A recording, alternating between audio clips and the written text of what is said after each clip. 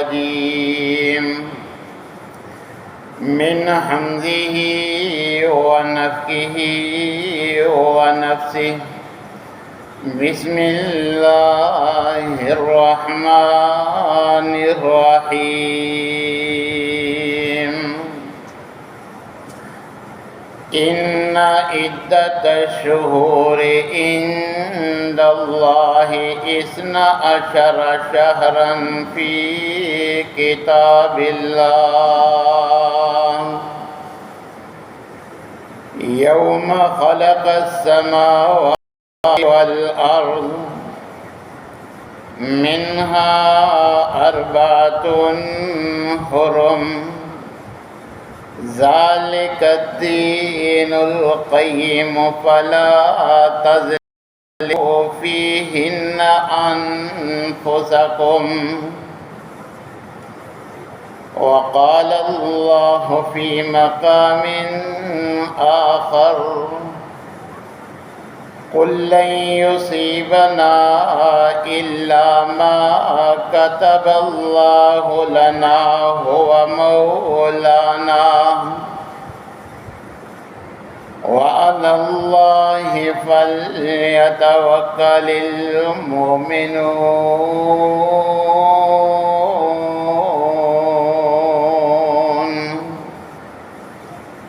وقال الله في مقام آخر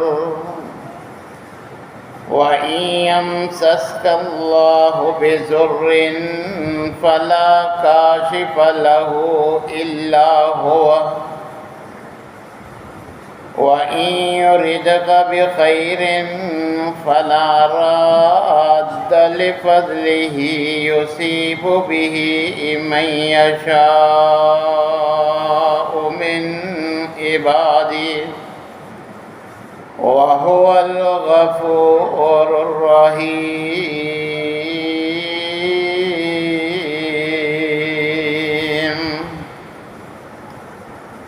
وقال النبي صلى الله عليه وسلم واعلم أن الأمة لو اجتمعت على أن ينفعوك بشيء لم ينفعوك إلا بشيء قد كتبه الله لك ولو اجتمعوا على أن يضروك بشيء لم يضروك إلا بشيء قد كتبه الله عليك وقال النبي صلى الله عليه وسلم من أتى عرافا فسأله عن شيء لم تقبل له صلاة 40 ليلة وقال النبي صلى الله عليه وسلم من أتى عرافا أو كاهنا فقد فصدقه بما يقول فقد كفر بما أنزل على محمد وقال النبي صلى الله عليه وسلم هل تدرون ماذا قال ربكم قالوا الله ورسوله أعلم قال الله تعالى أصبح من عبادي مؤمن بي وكافر فأما من قال مطرنا بفضل الله ورحمته فذلك مؤمن بي وكافر بالكواكب وَأَمَّا مَنْ قَالَ مُطِرْنَا بِنَوْءِ كَذَا وَكَذَا فَذَلِكَ كَافِرٌ بِي مُؤْمِنٌ بِالْكَوَاكِبِ. وقال النبي صلى الله عليه وسلم لا أدوى ولا طير ولا هام ولا سفر. وقال رسول الله صلى الله عليه وسلم من ردته الطيرة عن حاجته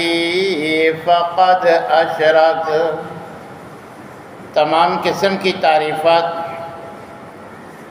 مالک العلام ذوالجلال والاکرام وحدہ لا شریک، مالک کائنات اور خالق ارض و سما کے لیے لاکھوں کروڑوں درود و سلام اس ہستی اقدس و مقدس کے اوپر جن کا نام نامی اسم گرامی جناب محمد الرسول اللہ صلی اللہ علیہ وآلہ وسلم ہے۔ سامعین محترم،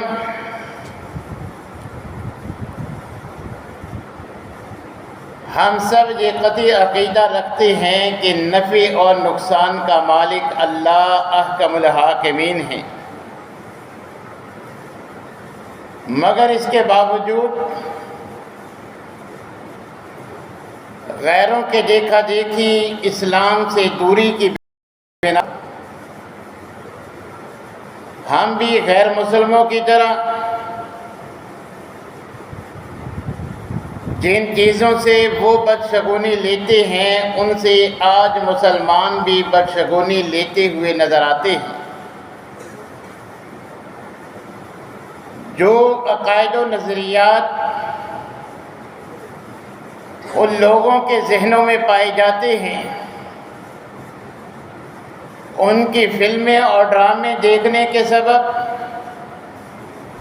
وہی عقائد و نظریات،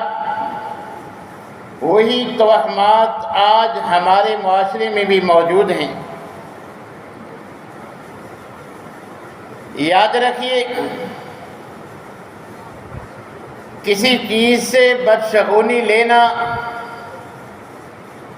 یا اللہ کے علاوہ کسی چیز کو دن ہو، مہینہ ہو یا پھر کوئی عام اللہ کی مخلوقات میں سے کالے رنگ کی ہو یا گورے رنگ کی،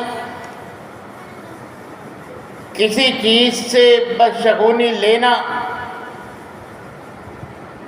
یہ کتاب و سنت کی روح سے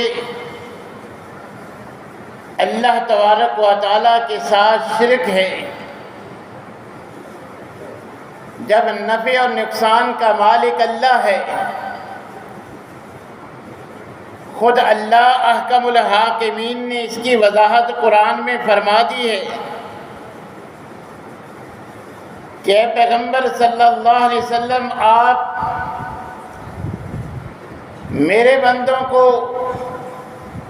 بتلا دیجئے کہ قُلْ لَا أَمْلِكُ لِنَّفْسِي نَفْعًا وَلَا ضَرًّا إِلَّا مَا شَاءَ اللَّهُ، کہ میرا مرتبہ مقام، میری قدر و منزلت اپنی جگہ، مگر لوگوں عقیدہ درست کر لو کہ نفع اور نقصان کا مالک میں محمد صلی اللہ علیہ وسلم بھی نہیں ہوں،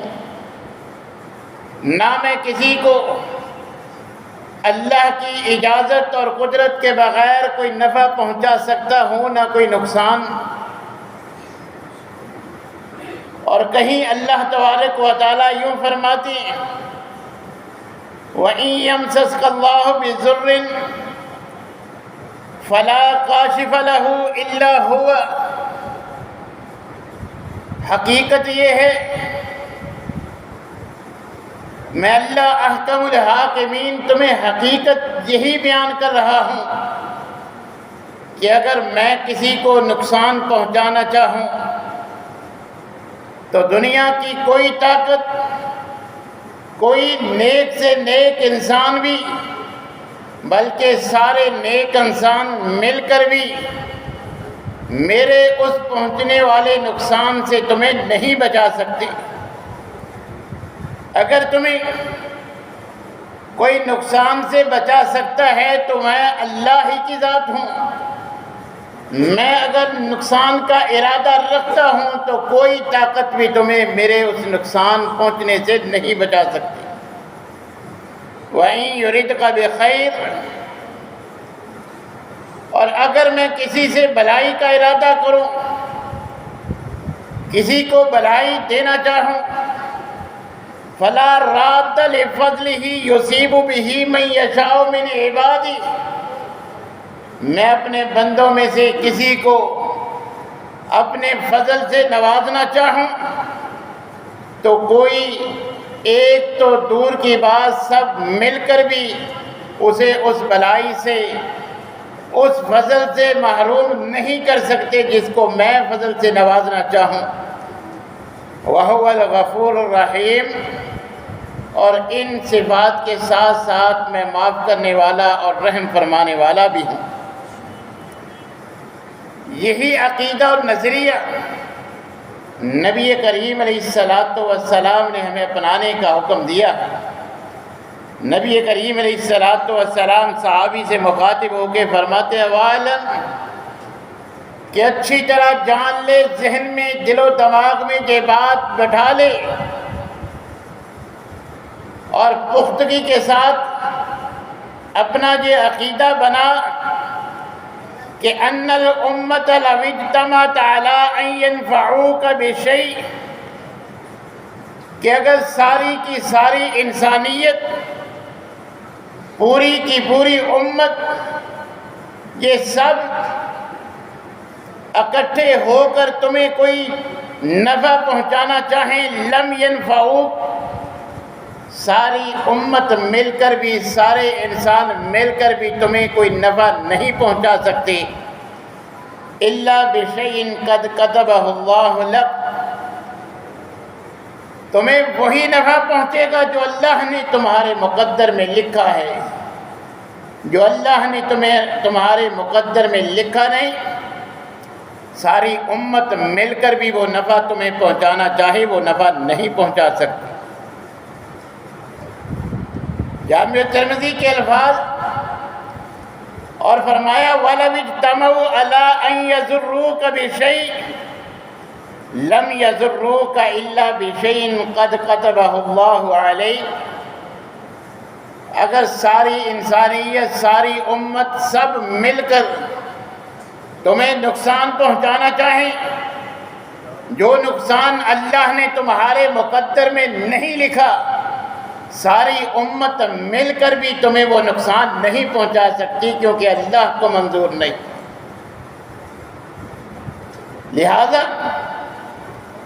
جب اللہ اور اس کے رسول نے ہمیں عقیدہ یہ دیا ہے کہ نفع نقصان کا مالک اللہ ہے، پھر ایسا مسلمان اپنے ایمان پہ، اپنے عقیدے پہ اور اپنے مومن ہونے پہ غور کرے،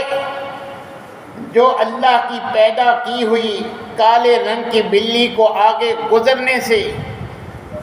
اپنا ارادہ تبدیل کر لے، جو اللہ کے دیے ہوئے مال میں سے لاکھوں کی گاڑی خریدے مگر اس کی حفاظت کے لیے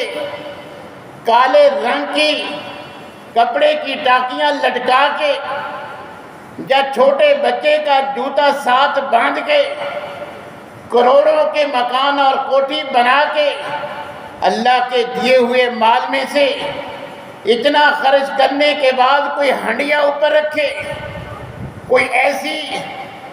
نمایاں چیز کہ جس سے وہ نظر سے محفوظ ہو جائے، وہ مکان، وہ دکان، وہ بلڈنگ نقصان سے بچ جائے، تو اسے اپنے عقیدے پہ غور کرنی چاہیے کہ یہ میں تو نقصان کی مالک ایک کالے رنگ کی بلی کو بنا بیٹھا ہوں، حالانکہ اللہ نے تو فرمایا کہ نفع نقصان کا مالک میں ہوں۔ نبی کریم علیہ الصلوۃ والسلام نے تو ہمیں باخبر کیا تھا، ایک بلی تو دور کی بات، ساری مخلوقات بھی مل جائیں گے، ساری چیزیں مل کے، سارے انسان مل کے بھی تمہیں نقصان نہیں پہنچا سکتی۔ تو غیروں کے دیکھا دیکھی، ان کے عقائد و نظریات جو آج ہمارے دل و دماغ میں بھی سما بیٹھے ہیں، یاد رکھیے ان کا دین اسلام سے کوئی تعلق نہیں۔ نہ سفر کے مہینے میں کوئی نحوست ہے، نہ ہی محرم میں شادی یا خوشی کی کوئی تقریب کرنے سے کوئی نقصان ہوتا ہے۔ کسی فیکٹری کا، کسی دکان کا اگر آغاز افتتاح محرم میں کر دیا جائے، نہ مشینری الٹ چلتی ہے، نہ کوئی نقصان ہوتا ہے، یہ سب توہمات ہیں۔ خود اما عائشہ رضی اللہ تعالی عنہا جو فقیہہ اور اسلام کو سمجھنے والی، پیغمبر سے دین سن کے صحابہ تک پہنچانے والی، صحابیات کی رہنمائی کرنے والی ہیں، وہ بیان کرتی ہیں کہ لوگ شوال کے مہینے میں جو ہے وہ خوشی برپا نہیں کرتے، اس کو منحوس سمجھتے ہیں، وہ نحوست لیتے ہیں اس شوال سے، حالانکہ میری نبی صلی اللہ علیہ وسلم سے رشتہ بھی شوال میں طے ہوا، اور رخصتی بھی، یعنی میری شادی بھی شوال کے مہینے میں ہوئی ہے، اور میں پوچھتی ہوں مجھ سے بڑھ کر کوئی نصیبے والی ہے تو بتا، کہ اگر شوال میں نحوست تھی تو میرے نصیب والی تو مجھے کوئی نظر نہیں آ رہی۔ شوال میں شادی کے باوجود اللہ تبارک و تعالیٰ نے مجھے اس فضیلت اور منقبت سے جو ہے وہ سرفراز کیا ہے کہ تمام ازواج میں سے سب سے زیادہ لاڈلی، سب سے زیادہ محبت کی نبی کریم علیہ الصلوۃ والسلام کی میں حقدار بن گئی۔ تو نبی کریم علیہ الصلوۃ والسلام نے بھی ہمیں باخبر کیا کہ لوگوں کے کہنے کے، لوگوں کے عقائد و نظریات سن کے تم نے اپنے عقائد و نظریات تبدیل نہیں کرنے، بلکہ کتاب و سنت سے رہنمائی لینی ہے۔ اس آغاز ہونے والے مہینے کے بارے میں بھی آج ہمارے معاشرے میں بھی بعض لوگ وہ غیروں کے دیکھا دیکھی اسی طرح کے عقائد و نظریات رکھتے ہیں کہ سفر کا مہینہ بھی شاید منحوس ہے، اس میں بھی کوئی ایسی بات، نہ کسی نئے کام کا آغاز ہونا چاہیے، نہ کوئی شادی آگے پیچھے کر کے جو ہے وہ دن رکھے جائیں، اس مہینے سے بچنا چاہیے ورنہ نقصان اٹھانا پڑے گا۔ یاد رکھیے، حقیقت یہ ہے کہ خود اللہ تبارک و تعالیٰ نے جیسے قرآن میں فرما دیا کہ ان عدت الشہور عند اللہ 12 شہرا فی کتاب اللہ، زمین و آسمان کی تخلیق کے بعد اللہ تبارک و تعالیٰ فرماتے ہیں کہ میں نے سال کو 12 مہینوں پہ تقسیم کیا ہے، منہا 4 حرم، پھر ان 12 میں سے 4 مہینے اللہ اپنی حکمت کی بنا پر ان کو حرمت والے قرار دیتے ہیں کہ سال کے یہ 12 مہینے، ان 12 میں سے یہ 4 حرمت والے ہیں، ان میں لڑائی جھگڑا،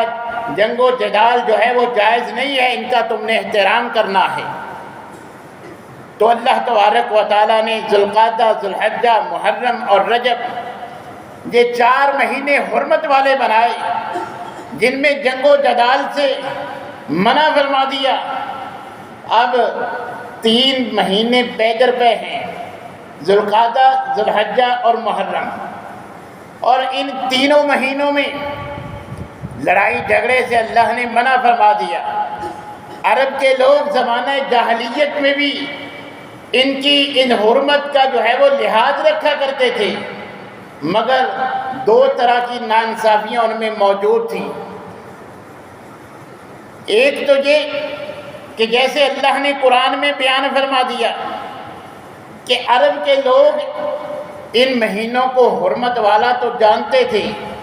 مگر وہ زیادتی یہ کرتے تھے کہ اگر انہوں نے اپنا کوئی کام کرنا ہوتا، کسی سے جنگ کرنی ہوتی، تو وہ مہینے کو آگے پیچھے کر دیتے تھے کہ یہ مہینہ محرم کا نہیں ہے بلکہ یہ دوسرا مہینہ ہے، محرم اس کے بعد آئے گا، وہ اعلان کروا دیتے۔ وہ اس طرح کر کے ایک زیادتی یہ کرتے تھے، تو اللہ تبارک و تعالیٰ ان کی اس زیادتی کے بارے میں سورہ توبہ میں فرماتے ہیں انما النسیء زیادۃ فی الکفر، کہ خود ہی کسی مہینے کو آگے پیچھے کر کے اس میں تم اپنے کیے ہوئے کفر میں زیادتی کرتے ہو، کفر میں اضافہ کرتے ہو اور کچھ نہیں ہوتا۔ اور دوسرا، وہ ان مہینوں میں سے وہ دوسری زیادتی اس انداز میں کرتے تھے کہ وہ بعض کو جو ہے وہ منحوس قرار دیتے تھے۔ تو نبی کریم علیہ السلام نے ان کے اس غلط نظریے کی بھی جو ہے وہ تردید فرما دی کہ کسی مہینے میں کوئی بدشگونی نہیں، نہ سفر منحوس ہے، ولا طیر ولا سفر، کسی قسم کی بدشگونی کا اسلام میں کوئی تعلق نہیں، اور نہ ہی دین اسلام میں جو ہے وہ سفر میں کسی قسم کی نحوست بیان ہوئی ہے۔ سارے مہینے ان کا خالق اللہ ہے، دن کا مہینے کا کوئی قصور نہیں، ان سب کو اللہ تبارک و تعالیٰ نے یکساں بنایا ہے۔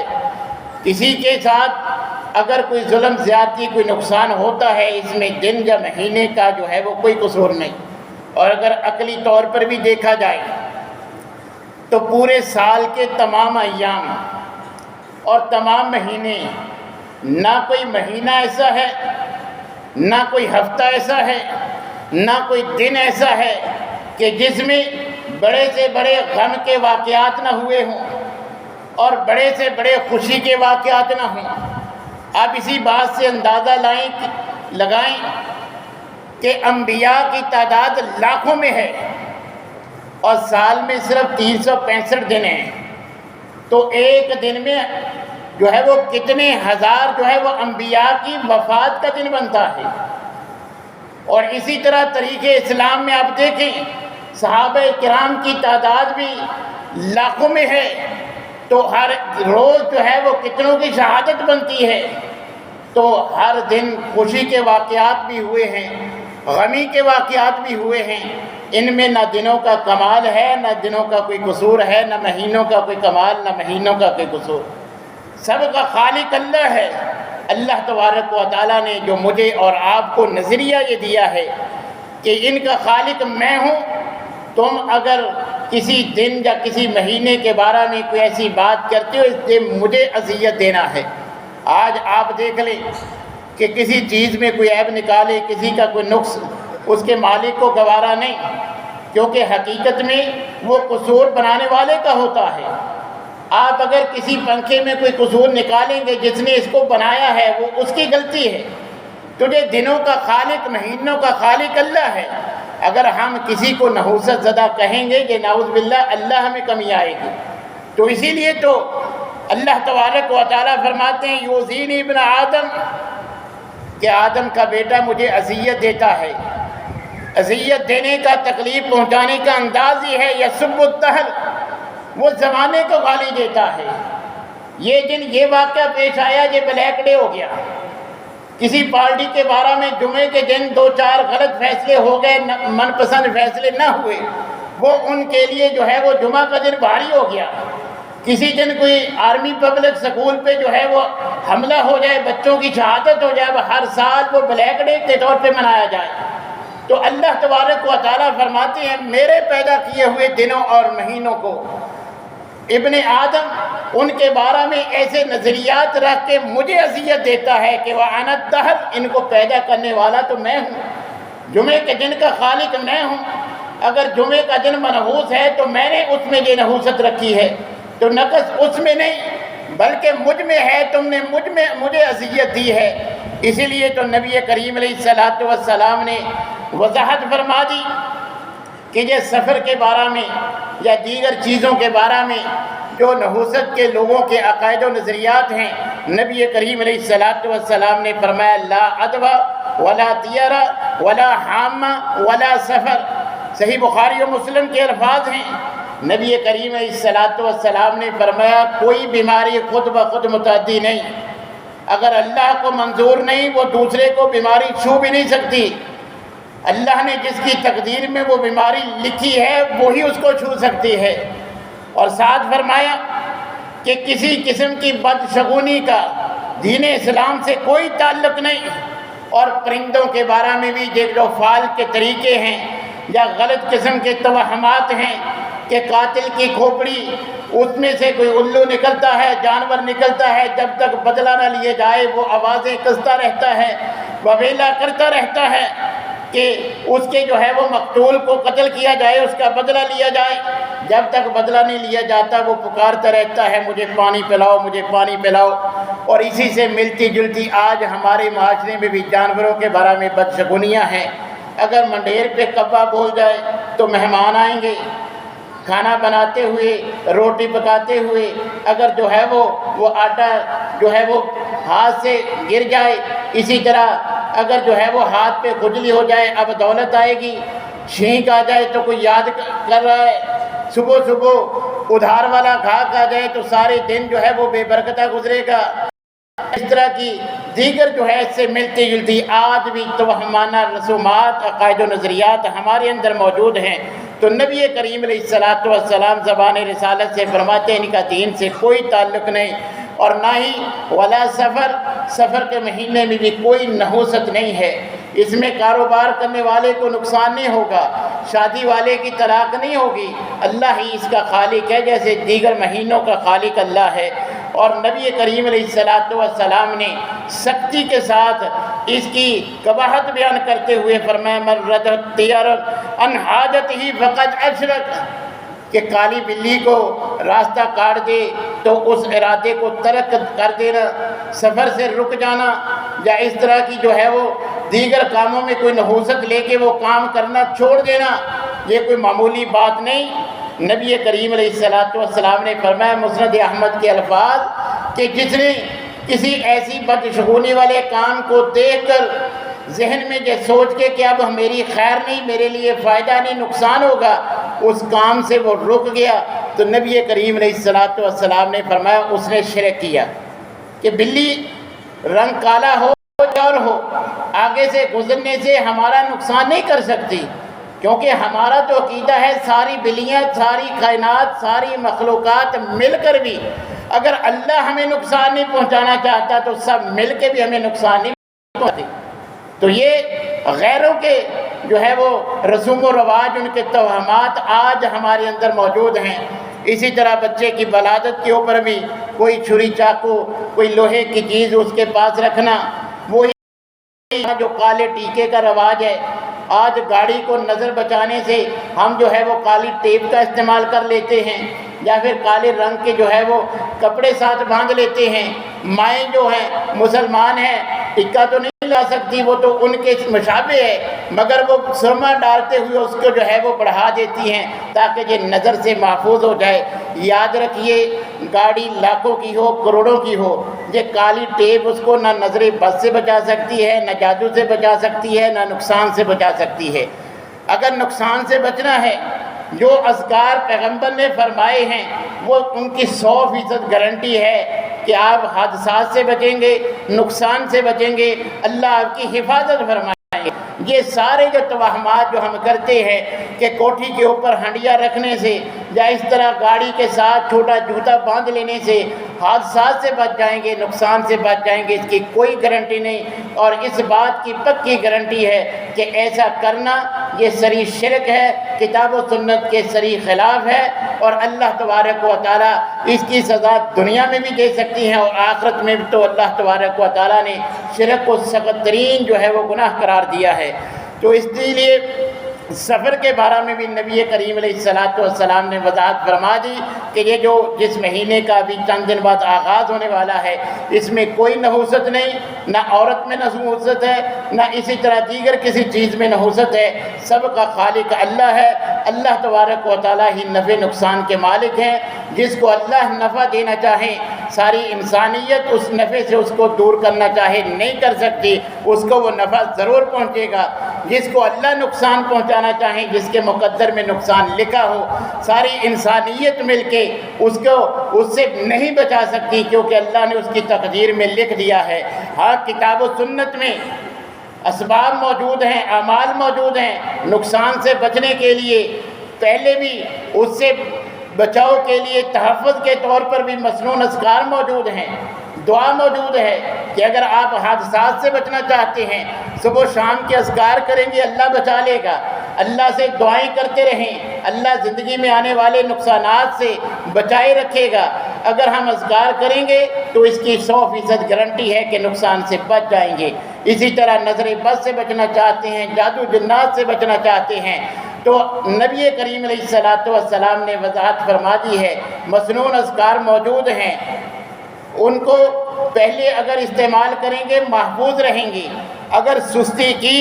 وہ اذکار نہیں کیے، پھر بھی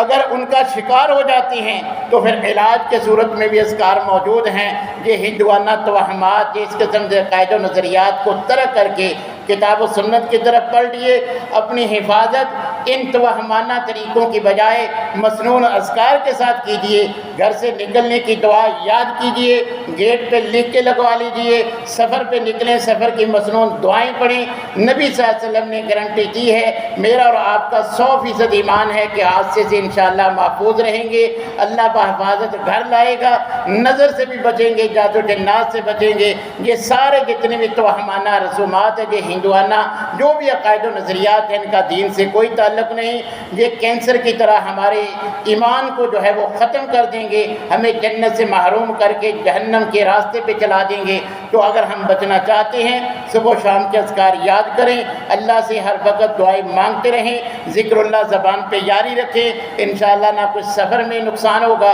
نہ کوئی جو ہے وہ دیگر کسی مہینے میں کوئی دن بلیک ڈے نہیں ہے، کوئی رات میں نحوست نہیں ہے، کسی دن یا ہفتے میں نحوست نہیں ہے۔ یہی ہمارا دین ہے، یہی ہمارا اسلام ہے، یہی ہم سب کا کتاب و سنت کے مطابق عقیدہ اور نظریہ ہونا چاہیے۔ ورنہ یہ ہم جو غیروں کے دیکھا دیکھی مشورہ دینے والا کو کہہ دے فلاں نے ایسے کیا تھا تم بھی ایسے کر لو، یاد رکھو نبی صلی اللہ علیہ وسلم نے فرما دیا کہ جو من عطا عرافا فسالہ عن شیء، جو کسی ایسے کہن نجومی پروفیسر عامر بغالی کے پاس آتا ہے، میرا ذائقہ بناؤ، میرا جو ہے وہ رنگ تمہارا کون سا ہے، سیارہ تمہارا کون سا ہے، یہ اس طرح کی باتیں اگر ایسے کسی انسان کے پاس جاتا ہے اور اس کی تصدیق کرتا ہے تو واضح پیغمبر کا فرمان موجود ہے، 40 دن کی عبادت بھی گئی، اور نبی صلی اللہ علیہ وسلم نے سخت الفاظ فرمائے ہیں کہ جو ایسا کرتا ہے فقد کفر بما انزل علی محمد صلی اللہ علیہ وسلم، کہ مجھ پہ نازل ہونے والے دین سے اس نے کفر کر لیا ہے،